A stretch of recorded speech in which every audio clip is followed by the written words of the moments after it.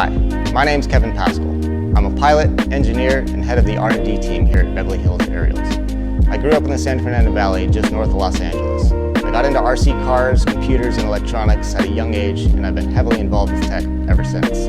I've designed and built some of the drones we've used on some major projects, including USFL, Formula One, Nascar, and the Super Bowl. Top 3 favorite movies probably has to be Snatch, Pulp Fiction, and True Lies. My favorite drone has got to be the drone that I designed and built, which is a high-speed FPV drone that we use for live broadcasts on projects such as NASCAR, SRX, and Formula One. One thing that's special about Beverly Hills Aerials is we tend to look beyond what's currently possible.